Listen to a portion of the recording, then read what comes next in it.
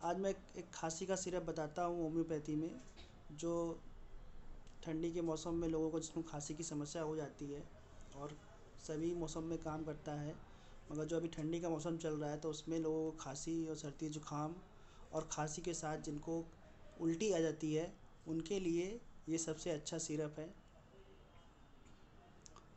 तो किसी भी प्रकार की खांसी हो जिसमें कफ आता हो, किसी भी प्रकार की खांसी हो जिसमें कफ आता हो, तो उसके लिए ये बहुत अच्छा मेडिसिन है।